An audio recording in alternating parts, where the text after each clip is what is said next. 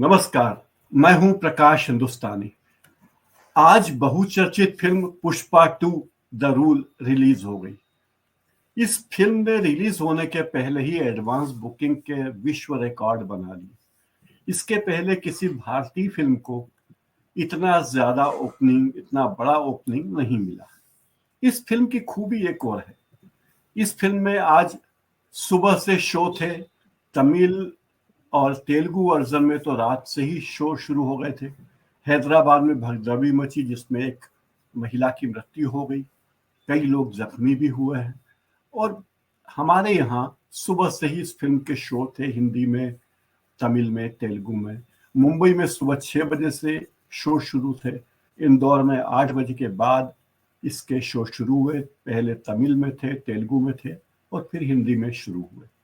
आज मैंने ये फिल्म देखी और इस फिल्म की मुझे कुछ बातें बहुत अच्छी लगी, कुछ बातें बहुत सामान्य लगी और कुछ बातों को लेकर यही कहा जा सकता है कि केवल भोकाल भोकाल क्रिएट किया गया है मास एंटरटेनर के नाम पर फिल्म पंडितों द्वारा। तो कैसी फिल्म, इस बारे में बात करेंगे जाने माने फिल्म समीक्षक और फिल्म लेखक अजय ब्रह्मात्म जी से। अजय जी, हमारे इस कार्यक्रम में आपका स्वागत है। और जी नमस्ते। नमस्कार। आपको कैसी लगी फिल्म पुष्पा द रूल? यहीं से बातचीत शुरू हाँ, करते हैं। जी जी, मैंने कल रात में ये फिल्म देखी। 9:30 बजे का शो था और मीडिया के लिए किया गया था यहाँ पे स्पेशली। और आप भी जानते हैं 3 घंटे 20 मिनट की फिल्म है और बीच में इंटरवल भी होगा, तो कुल मिला के 4 घंटे लगभग लग ही गए। अ, तो मुझे फिल्म देख के जो एक जिज्ञासा मेरी थी ना, वो पूरी नहीं हो पाई।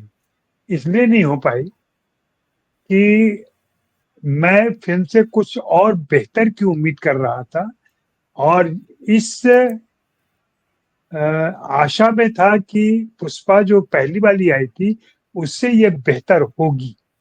लेकिन अफ़सोस की बात है कि मुझे ये उससे बदतर लगी। सारी चीज़ें बढ़ गईं, पैसे खर्च हुए, लेकिन सब कुछ डबल डोज़ होता चला गया।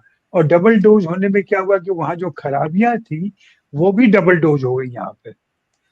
तो मेरा ये मानना है कि ये फ़िल्म मुझे तो नहीं प्रभावित कर सकी, ये मुझे नहीं अच्छी लगी।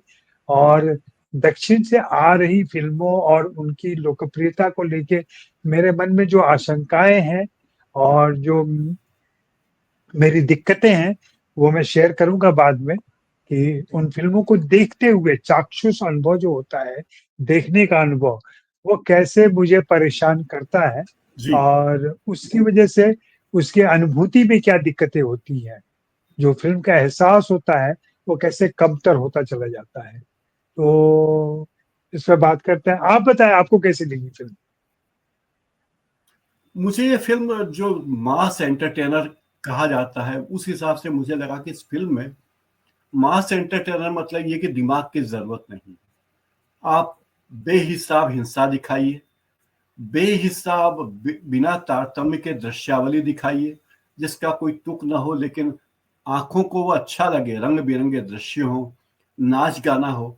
ये सारी चीजें इस फिल्म में। एक और चीज अजय जी मुझे लग रहा है कि पिछले कुछ दिनों से भारतीय फिल्मों में एक एक तत्व ऐसा आया है जो कल्पना से परे होता है। मतलब दर्शक सिनेमा घर में बैठकर जो कल्पना करता कि अब शायद ऐसा होगा, लेकिन वैसा नहीं होता और कहानी किसी और ही मोड़ पे चली जाती। और मुझे, मेरा ये अनुभव रहा कि दर्शकों को ऐसी फिल्में बहुत पसंद आती। जैसे कबीर सिंह, आपको लगता है कि पढ़ा लिखा आदमी है, डॉक्टर है, पेशे से चिकित्सक है, ये कोई अच्छा काम करेगा, हीरोइन भी डॉक्टर है।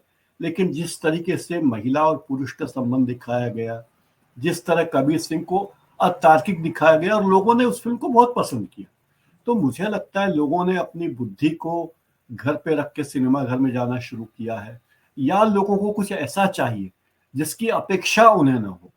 तो मुझे ये बात लगी कि इस फिल्म में, जैसे अभी आपने कहा, बिल्कुल सही बात कही। अब इस फिल्म में नायिका की कोई भूमिका है ही नहीं, देखा जाए।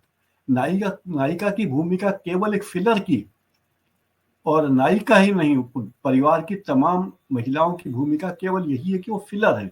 हीरो की हीरो का महत्व कैसे बढ़े, वो हीरो को रिझाने में लगी हुई हैं, उनकी पत्नी है, उन पर लट्टू रहती हैं, उनके ऊपर लदती हैं, और कुल मिलाकर अंत में आप ये देखते हैं कि हीरो अपनी भतीजी को बचाने के लिए जान जोखिम में डालता है और अतार्किक लड़ाई लड़ता है। जब आपके पास इतने संसाधन है तो अकेले जाके लड़ने की क्या तुक है। तो इस तरह की बातें मुझे भी लगी, मैं भी इस बात से इत्तेफाक रखता हूँ। एक बात बताइए अजय जी, जिस तरह भोकाल बनाया जाता है कुछ फिल्मों का कि इस फिल्म की एडवांस बुकिंग शुरू हो गई है, रात को 1 बजे शो होगा, सुबह 6 बजे शो होगा, 5 भाषाओं में शो होगा, सिनेमा का टिकट दर बढ़ा दिया जाता है, कारपोरेट बुकिंग होती है, इसका क्या वास्तव में फिल्म के फायदे से, फिल्म के मुनाफे में, फिल्म के उद्योग में कोई फायदा है, या ये केवल फर्जी वाला है? नहीं नहीं, ये होता है। और जिस ढंग से इसके संदर्भ में अगर बात करें पुष्पा 2 को लेकर के, तो मेरा ये मानना था, मैंने इसकी तारीफ की थी, इनकी पहलकदमी की, कि पटना में जाकर के इन्होंने लॉन्च किया इसको, इसका ट्रेलर लॉन्च किया था। और ये एक बहुत बड़ा कदम था। कहीं न कहीं अल्लू अर्जुन कृतज्ञता ज्ञापित कर रहे थे वहां पहुंच करके उस हिंदी हार्टलैंड में हिंदी के दर्शकों का।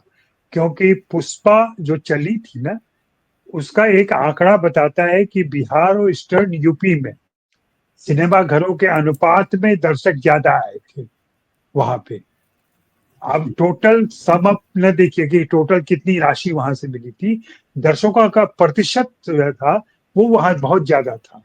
तो उस दर्शकों के घनत्व को देखते हुए अल्लू अर्जुन ने यह फैसला किया कि हम पटना में ट्रेलर लॉन्च करेंगे, और एक मैसेज भी दिया कि अभी तक हिंदी फिल्मों की पब्लिसिटी में इंदौर आपका शहर आ जाता है, मुंबई, दिल्ली, जयपुर, लखनऊ, हैदराबाद, यही शहर हैं जहां जाते हैं फिल्म के एक्टर और फिल्म के टैलेंट। पटना इस ढंग से पहली बार, वो भी गांधी मैदान में, कहते हैं कि वहां पे 5 लाख लोग मौजूद थे उस जी। दिन। तो वहां से एक बज बना, वाह। वहां से जो हंगामा रचा गया, जो भौकाल रचा गया, वो भौकाल लगातार बढ़ता चला गया। मतलब मुंबई में जो प्रेस कॉन्फ्रेंस इन लोगों ने किया, वो पटना की तुलना में तो 10% भी नहीं था। ये बात हुई। ओहो। और जी। चूंकि पुष्पा का एक बैकड्रॉप था उनके पास, पुष्पा हिट हो गई थी। और कहीं न कहीं जो मुझे परेशानी है या दिक्कत हो रही है, या फिल्म में जो तफलीक कहा गया है जिसको, हाँ, तकलीफ को तफलीक बोलता है हमारा हीरो पुष्पा। तो मेरी भी तकलीफ ये है जी। फिल्म को देखते हुए कि हमारा हीरो अभी कैसा हो गया है, वेशभूषा से, शक्ल सूरत से, स्वभाव से, भाव से, चाल चलन से, व्यवहार से, ये किस तरीके का हीरो है। पहले भी ग्रे कैरेक्टर प्रोटैगनिस्ट बन के आते रहे हैं, मुख्य चरित्र बन के आते रहे हैं, लेकिन ये तो कह ले कि निकृष्ट किस्म की का प्राणी है ये, जहां सिर्फ उसका लाभ, उसका रोजगार ही महत्वपूर्ण है। ये ठीक है कि वो पारिवारिक आदमी है, पत्नी से और प्रेम वो करता लाभ है, और वो भतीजी लाभ से प्रेम मेहनत का, करता है। वो लाभ जी, मेहनत का और योग्यता का नहीं, वो लाभ तस्करी का है। वो बिल्कुल लाभ बिल्कुल। जी। और पर्यावरण का कितना नुकसान पहुंचा रहा है वो। हम्म। लाल चंदन अपने आप में, हम वीरप्पन का किस्सा सबको ही जानते हैं, लाल चंदन जी। का कारोबार में कितना पैसा है, क्या है, नहीं है, तस्करी कैसे होती है, ये सारे किस्से जाते हैं। कहानी वहीं से ली गई है, वीरप्पन वाली ही कहानी है ये जी। वास्तव में जो पुष्पा है वो वीरप्पन का ही अवतार, सिनेमाई अवतार है। हम्म। तो उसी ढंग से ये सरकार बदल देने की भी कुवत रखता है। अगर चीफ मिनिस्टर साहब ने उसके साथ तस्वीर नहीं खिंचवाई तो चीफ मिनिस्टर को बदल देगा, बदल देता है। इतनी ताकत जिसके पास है वो, जैसा कि आपने सही कहा कि गुंडों से लड़ने के लिए अकेले चला जाता है। क्यों जाता है भैया? क्योंकि बहादुरी दिखानी है। बहादुरी ये दिखानी है कि उसके हाथ पांव दोनों बंधे हुए फिर भी वो लड़ रहा है। मैंने तो हाँ। आज कहा कि वो आइंस्टाइन के जो सिद्धांत है ना, सापेक्ष सिद्धांत, उसको जी भी तोड़ देता है ये। और मैंने कहा कि टेक तो चाहिए ना उछलने के लिए आपको। हाँ आप हाथ जमीन पर टिका के उछले या पांव जमीन पर टिका के उछले, जिसके हाथ पांव दोनों बंधे हुए हैं वो क्या नितंब से उछलेगा? कैसे उछलेगा वो? हाँ, लेकिन लेकिन फिल्म में ये सब दिखाया जाता है। फिर फिल्म का जो पहला सीक्वेंस है, जापान, 40 दिन कंटेनर में बैठ के एक आदमी चला जा रहा है जापान। हाँ वो क्या खा रहा है, क्या पी रहा है, कहाँ हग रहा है, कहाँ मूत रहा है, लेकिन वो जापानीज दुभाषा वाली किताब पढ़ रहा है वो। हाँ, कुंजी और पढ़ लेता है। कंटेनर के अंधेरे में, और कंटेनर के अंधेरे में पढ़ रहा है वो। हाँ, और 40 दिन की तो यात्रा के बाद। जी। किस ताकत के साथ वो निकलता है कि वहां के सारे लोगों का अकेले मुकाबला कर लेता है वो। हम्म। तो ये सब, ये फैंटेसी है। और फैंटेसी भी नहीं, एक जैसे हमारी माइथोलॉजी में, हमारे पुराणों में, चर्चाओं में ऐसी फैंटास्टिक कहानियां रची गई हैं, की गई हैं। ये वैसे ही एक फंतासी रची जाती है। और हिंदी सिनेमा, खास करके दक्षिण से आया सिनेमा, इसमें बहुत माहिर हो गया है। और उसी को अब हिंदी सिनेमा में भी फॉलो किया जा रहा है। जवान पठान भी एक फैंटेसी है। हाँ, मैं कहीं से भी जवान पठान की तारीफ नहीं करूंगा मैं, बस ये है या कि वो बाहु। स्लीक है थोड़े से, वो उसका हाँ प्रोडक्शन स्लीक है। इसका प्रोडक्शन उतना स्लीक नहीं है, थोड़ा गवई टच लगता है इसमें, थोड़ा देसीपन हाँ लगता है इसमें। हाँ, भदेश लगता है ये, वो थोड़ा सुसंस्कृत लगता है। देखने में इतना ही फर्क है। बाकी अप्रोच में और अपने इम्प्लीकेशन में, अपने प्रभाव में, दोनों फिल्म में कोई ज्यादा फर्क नहीं है। इसलिए इनकी भर्त्सना या आलोचना करते समय हम उनकी तारीफ नहीं कर रहे हैं, हम उनकी भी उतनी ही भर्त्सना और आलोचना कर रहे हैं। और अफसोस की बात है प्रकाश जी, कि ये सारी फिल्में 600 करोड़ से 1000 करोड़ तक का बिजनेस कर रही हैं। और हमारे ट्रेड पंडित बार बार इस बात को जोर दे के कहते हैं, उन्हीं की बात पर पूरा देश अमल करता है कि यह फिल्म बिजनेस कर रही है, यह फिल्म बिजनेस कर रही है, फिल्म। मैं बार बार कह रहा हूं कि यार, कंटेंट की भी तो कोई बात करो, तथ्य की भी हाँ, तो कोई बात करो, संदेश और मैसेज की भी तो बात करो। लेकिन नहीं, ये संदेश यही है दिक्कत कि है। पैसे कमा लिए, मास एंटरटेनर है, हिंसा है। पर बड़ी दिलचस्प बात है, आज ही महाराष्ट्र में, आप मुंबई में हैं, आज ही महाराष्ट्र में नई सरकार गठित हुई है, नए मुख्यमंत्री ने शपथ ली है। और जब इस फिल्म में हीरो एक नेता से कहता है कि, जब आपने भी कहा ना कि फोटो नहीं खिंचवाता, तो दूसरे नेता से कहता कि आप सीएम बन जाइए। तो वो कहता है, मालूम है कितने पैसे लगते हैं? बहुत पैसे लगते हैं। तो वो पूछता है कितने? तो नेता कहता है 100 करोड़। और तभी दर्शकों में से कई लोग बोलते हैं, अरे भाई बहुत कम बोले, 100 करोड़, 200 करोड़ चाहिए। किसी ने कहा 300 करोड़ चाहिए, किसी ने कहा 500 करोड़ चाहिए, एक ने कहा 1000 करोड़ चाहिए। और कुछ देर रुकने के बाद अल्लू अर्जुन कहता कि मैंने आपको 500 करोड़ दिए। नेता ने 100 करोड़ मांगे, वो कहता 500 करोड़ दिए। तो जिस व्यक्ति ने सिनेमा हॉल में कहा था कि 500 करोड़, तो वो उछलता कि देखा, मेरा अंदाज बिल्कुल सही था, 500 करोड़ मिले। यानी इस फिल्म में नैतिकता की तो कोई बात है ही नहीं। इस फिल्म में ये बात है कि एक, ये फिल्म में 3 कहानियां पैरेलल चल रही है। एक तो सीएम वाली कहानी चल रही है, सीएम वर्सेस अल्लू अर्जुन, है ना, या पुष्पा। दूसरी कहानी की पुष्पा वर्सेस वो एसपी जो है, राजस्थान का, हाँ, कौन शेखावत सा सिंह शेखावत। है वो हाँ, भंवर सिंह शेखावत। शेखावत। हाँ, हाँ। तो शेखावत 2 कहानी। तीसरी कहानी उनको इसमें भी सब्र नहीं आया, तो खानदान और हमारा जमीर और हमारा भाई, और उसने मुझे मेरे खानदान की वो नहीं दी, वो सब कहानियां भी ले आए। तो आखिर इस सबसे हटके आप कब मानोगे कि भाई इंसान महत्वपूर्ण है? उसके खानदान को वो उसका जन्म उसकी दूसरी माँ से हुआ, और ये उसकी दूसरी माँ थी, और भाई उसको नहीं पहचानता, और अंत में शादी होती है। और एक और चीज, हिंदी फिल्मों के हीरो का जमीर तभी क्यों जागता है जब उनके परिवार की किसी स्त्री पर कोई आंख उठाता है।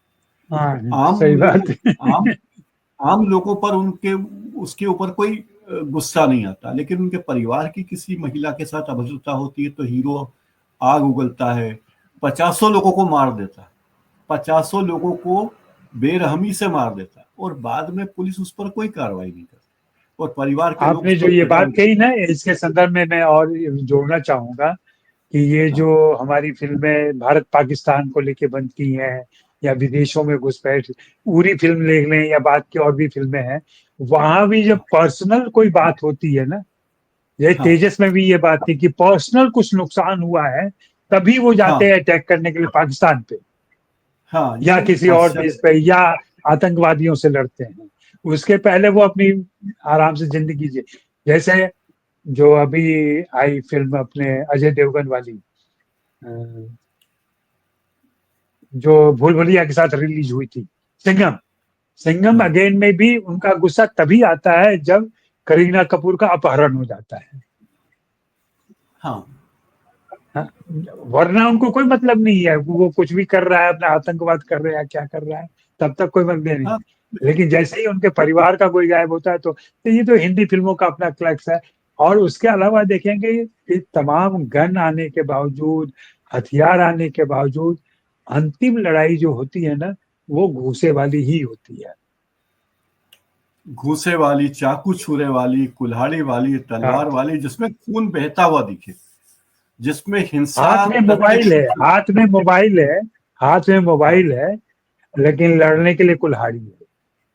हाँ, हेलीकॉप्टर से हीरो जा रहा है बंदूक हाँ, लेके, लेकिन वहां जाके वो हाँ, मारपीट चाकू छुरों से ही करेगा। कुल्हाड़ी से ही करता है। अगर हाँ, कुल्हाड़ी कुल्हाड़ी उसका से। हथियार है ना, जैसे अगर हाँ, किसी के पास धनुष था, किसी के पास गांसा गरासा था, किसी के पास भाला था, तो हमारे हीरो के पास कुल्हाड़ी है। ये एक मिथ है, दूसरी एक बात है कि रचना है।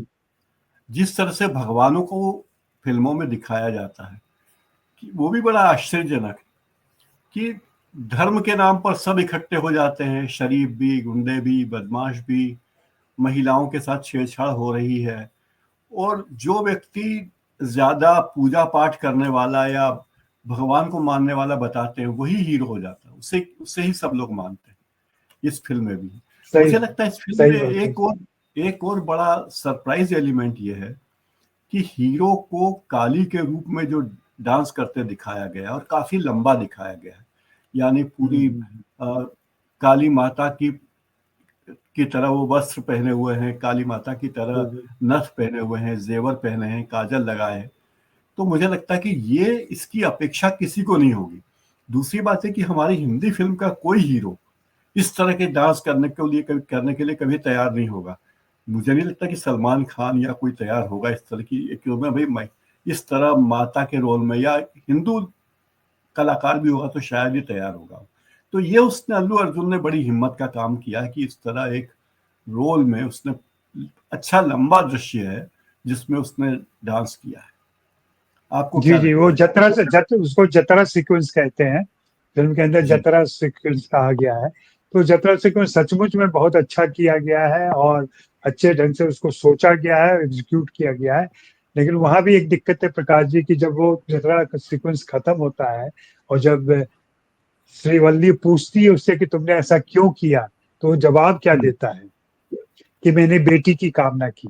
ये बात बहुत अच्छी लगती है, तालियां बज गई हॉल के अंदर कि एक हाँ, फेमिनिज्म वाली बात हुई कि उसको बेटी चाहिए। हाँ, लेकिन तुरंत हाँ, उसके बाद क्या कहता है वो कि बेटी इसलिए चाहिए कि बेटा होगा तो कुल नाम उसे नहीं मिल पाएगा, कोई कुल हाँ, नाम नहीं होगा उसका। बेटी होगी तो दूसरे परिवार में जाएगी तो उसका कुल नाम उसको मिल जाएगा। हाँ, यानी यहाँ भी कुलनाम की ही ये चाह है कुल उसको। नाम का जो फ्यूडल सोच जो है ना, एक सामंती हाँ, सोच है कुल नाम। जैसे आपके हाँ, नाम में कुल नाम नहीं है, मेरे नाम में हाँ, कुल नाम नहीं है।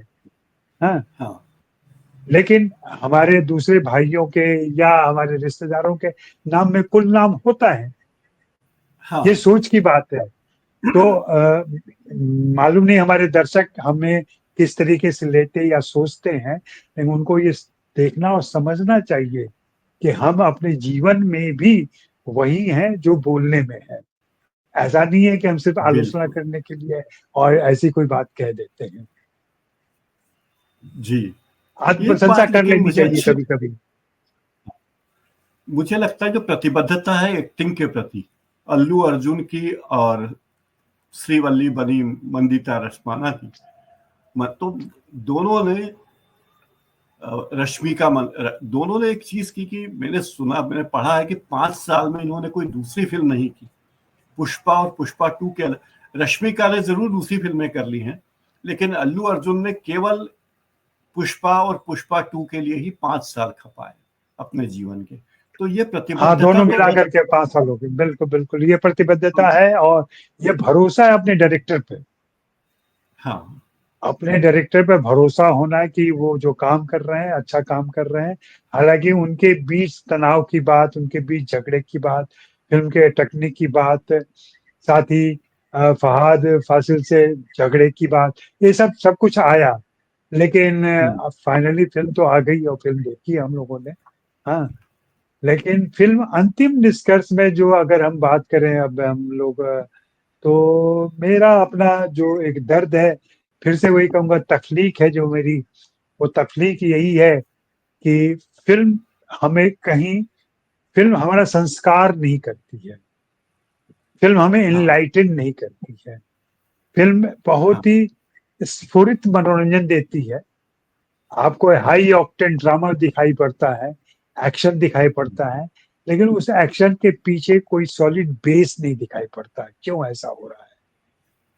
बाकी जैसा आपने शुरू में कहा कि दो पुरुषों की लड़ाई है, जिसमें महिला किरदार से शोभा के लिए रखी गई है।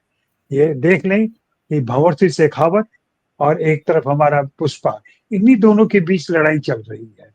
बाकी किरदार तो ऐसे ही आते जाते दिख रहे हैं।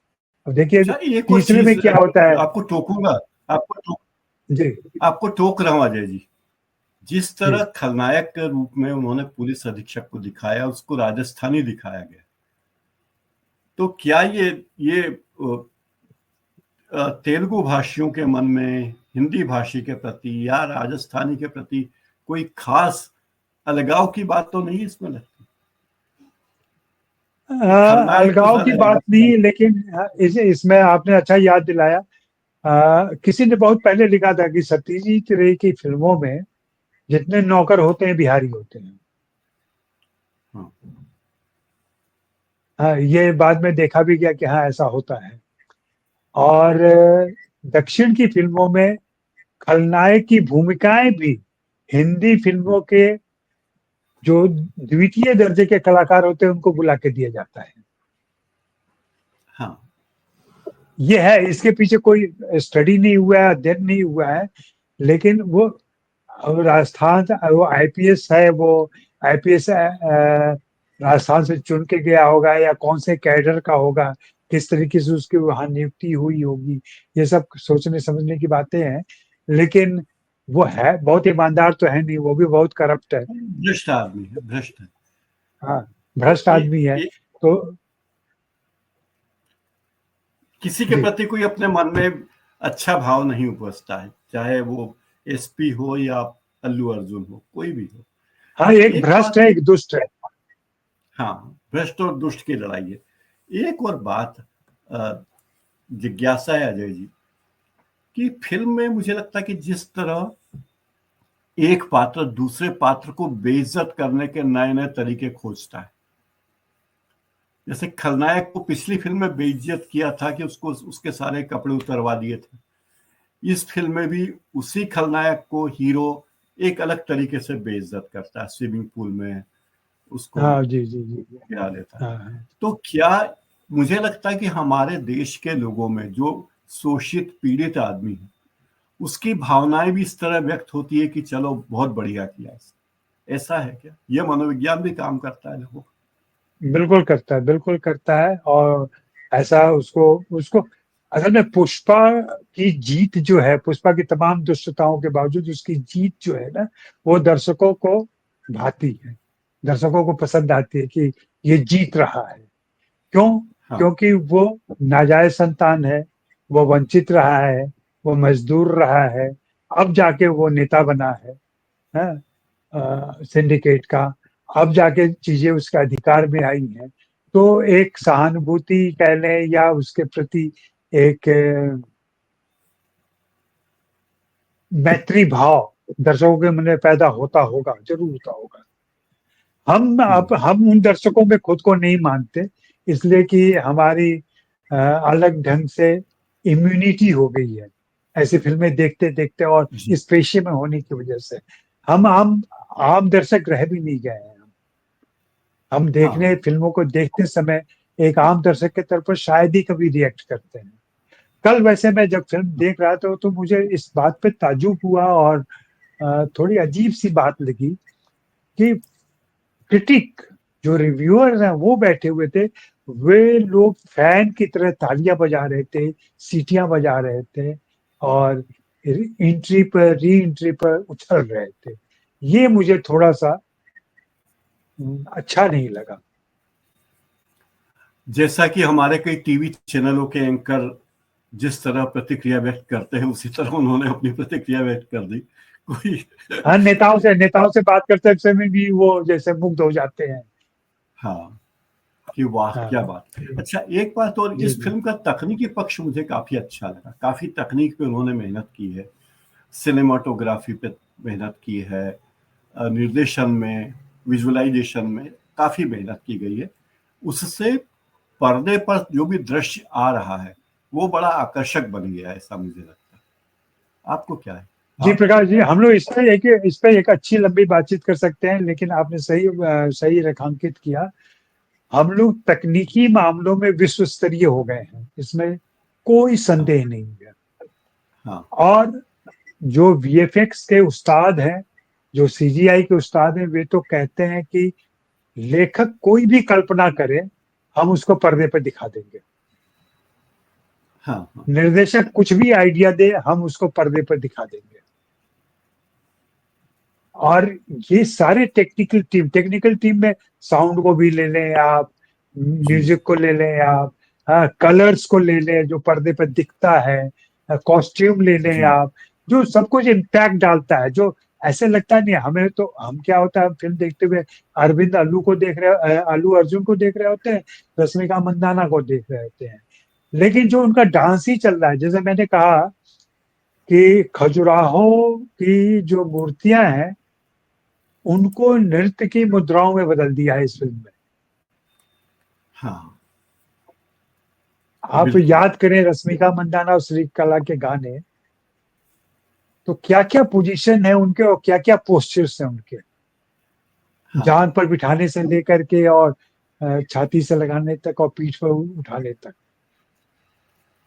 हाँ, ये सब कुछ हमारे खजुराहो की मंदिरों में है। और उसको पर्दे पर चलती फिरती तस्वीरों में बदल दिया है इन्होंने। हाँ, और वो कामुकता, वो उत्तेजना दर्शकों के बीच तो संचारित होती है, वो उनको अच्छा लगता है। जी मुझे लगता है अजय जी, अब कहानी लिखने वाले और फिल्म के निर्माता निर्देशक पहले तय कर लेते होंगे कि इस फिल्म में क्या क्या डालना है। ऐसे डांस डालना है, ऐसी फाइटिंग डालनी है, ऐसी कार रेस डालनी है, ऐसे हेलीकॉप्टर की उड़ान डालनी है, ऐसे फाइटिंग सीन डालना है। पहले वो ये तय कर लेते कि हमें इतना इतना ये डालना है। फिर इसके बाद कहानी लिखी जाती होगी कि अच्छा अब हीरो क्या करेगा, हीरोइन क्या करेगी, हीरो हीरोइन पे कैसे फिदा होगा। इस तरह की कहानियां होती होगी। ऐसा ही होता है क्या? नहीं, ऐसा होता नहीं है, लेकिन आपका कहना सब कुछ आइटम की तरह हो गया है, क्योंकि वो फिल्म के अंदर जेल होके नहीं आ रहा है, इसलिए हमको लगता हाँ, है कि ऊपर से चिपकाया गया है और जबरदस्ती का अरेंज किया गया है। एक टिक लिस्ट आपके अनुसार अगर हम माने तो एक उन्होंने चेक लिस्ट बना ली होगी और फिर उस पर टिक करते जाते होंगे, ये हो गया, ये हो गया, ये हो गया, ये बाकी है, ये कर लेना है। ये इस तरह की चीजें होती हैं, थोड़ी बहुत तो ये सब चीजें होती है। जैसे ये शुरू में भी होता था कि हेलेन का एक डांस डाल देना है, एक फाइट सीक्वेंस रखना है, एक हीरो हीरोइन की मुलाकात का सीन रखना है, कॉमेडी एक उनके डालनी। बिछड़ने का सीन रखना है। तो ये तो क्लिशे हैं हिंदी सिनेमा के और भारतीय सिनेमा के। जो घिसे पिटे दृश्य हम्म, हैं, घिसे पिटे सीक्वेंस हैं, वो तो डाले जाते हैं, बिल्कुल डाले जाते हैं। हम्म। अजय जी, बहुत बहुत धन्यवाद। आपसे बात करके बहुत मजा आया। लगभग आधा घंटा हमारी बातचीत को हो गया। विश्वास है कि हमारे अरे वाह। दर्शकों को भी हमारी बातचीत पसंद आई होगी। और चलिए, आपने अपना बहुमूल्य समय दिया, आपका बहुत बहुत धन्यवाद। अरे नहीं, हम मिलते रहेंगे, हमारा ये सिलसिला टूट गया है, हम लोग महीने में एक जी बार कम से कम बतिया लिया करें। जरूर, बहुत अच्छा लगा, शुक्रिया, धन्यवाद। जी जी, धन्यवाद धन्यवाद।